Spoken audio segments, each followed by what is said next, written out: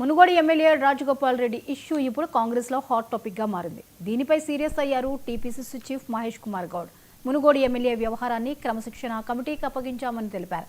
కాసేపట్లో క్రమశిక్షణ కమిటీ సమావేశం అవుతుంది. చైర్మన్ మల్లు రవి అధ్యక్షతన గాంధీ భవన్లో సమావేశం అవనుంది. కోమటిరెడ్డి రాజగోపాల్ రెడ్డి అంశంపై చర్చించనుంది కమిటీ.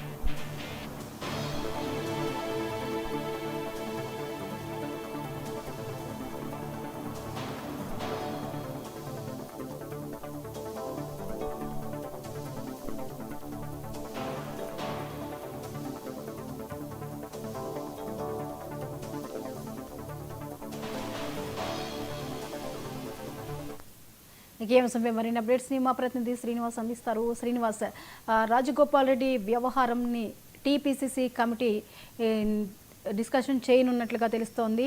సో ఈ కమిటీ మీటింగ్ ఎలా ఉండబోతోంది? జ్యోతి, క్రమశిక్షణ కమిటీ గత కొన్ని రోజులుగా పార్టీలో ఉంటూనే పార్టీకి వ్యతిరేకంగా కామెంట్ చేస్తున్న వారిపైన హరించింది. వారిని ఘాట్లో పెట్టే ప్రయత్నం చేస్తా ఉంది.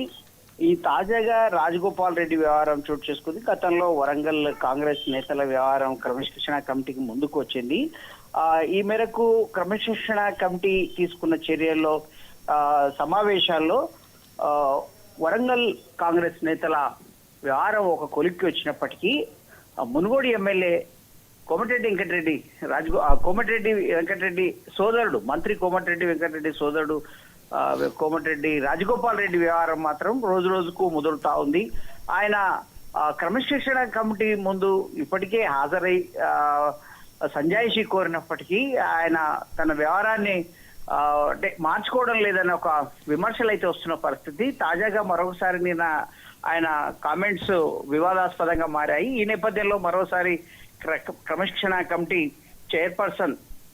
చైర్మన్ ఎవరైతే ఉన్నారో ఎంపీ నాగర్ కర్నూలు ఎంపీ మల్లు రవి ఆయన అధ్యక్షతన ఈరోజు క్రమశిక్షణ కమిటీ గాంధీ భవన్ లో సమావేశం కానుంది కాసేపట్లో. ఈ నేపథ్యంలో ఆయన వ్యవహారాన్ని మరొకసారి పరిశీలించి ఏం చేయాలి, ఎలాంటి చర్యలు తీసుకోవాలి అనే విషయంలో సమాలోచనలు చేసే అవకాశం అయితే కనబడుతుంది. జ్యోతి, అయితే రాజగోపాల్ రెడ్డి డిమాండ్లు మనందరికీ తెలిసిందే. మరి ఆ డిమాండ్ల నేపథ్యంలో ఇప్పటి వరకు రాజగోపాల్ రెడ్డి ఏదో ఒక స్టేట్మెంట్ ఇస్తూనే ఉన్నారు. సో మరి ఆ డిమాండ్ల పరిష్కారం దిశగా ఈ కమిటీ ఏమైనా ఆలోచించే అవకాశం కనిపిస్తుందా? ముఖ్యంగా ఆయన మంత్రి పదవి గురించే మాట్లాడుతున్నారు. దాని మీద ఆ దిశగా ఏమన్నా ఈ భేటీ జరిగేలా ఉందా, లేకపోతే ఆయన బుజ్జగించే క్రమంలో ఈ భేటీ ఉండనుందా?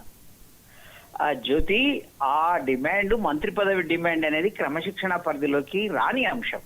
అది ఏఐసిసి హైకమాండ్ ఇచ్చిన హామీ అది. కాబట్టి హైకమాండ్ పరిధిలో జరిగే సమావేశాలు మాత్రమే ఆ రకమైన విషయానికి చర్చలోకి వచ్చే అవకాశం ఉంటుంది. కానీ ఇది కేవలం సంయమనం పాటించాలి. హైకమాండ్ ఏదైతే హామీ ఇచ్చిందో ఆ హామీ ఎప్పుడు నెరవేర్చాలి, ఎప్పుడు అది అమలు చేయాలి అనే విషయం హైకమాండ్ పరిధిలో ఉంది. అది సమయాన్ని సందర్భాన్ని బట్టి హైకమాండ్ నిర్ణయం తీసుకుంటుంది. కానీ ఈలోగా పార్టీకి నష్టం కలిగించే విధంగా ఇలా మాట్లాడడం ఏంటి అనేదే ప్రధానంగా చర్చలోకి వచ్చే అంశం. కాబట్టి స్థానిక సంస్థల ఎన్నికలు కూడా సమీపంలో ఉన్న పరిస్థితి. కోర్టు ఆదేశాల మేరకు సెప్టెంబర్ 31 ఆ ప్రక్రియ పూర్తి చేయాలి.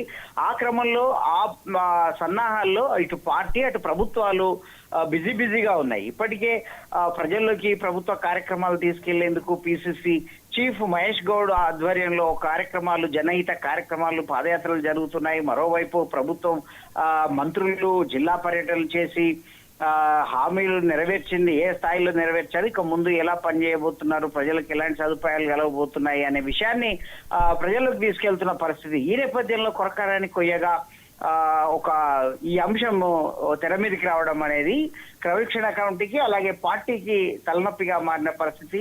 నిన్ననే పిసిసి చీఫ్ మహేష్ గౌడ్ కూడా ఇదే అంశాన్ని మీడియా ప్రస్తావించినప్పుడు అది క్రమశిక్షణ కమిటీకి అప్పగించాము. మల్లు రవి గారికి, ఆయన chairman, commission committee chairman Mallu Ravi ఈ అంశాన్ని పరిశీలించమని కూడా ఆదేశించినట్లు చెప్పారు.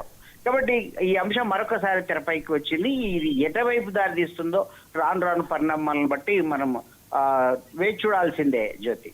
Thank you Srinivas.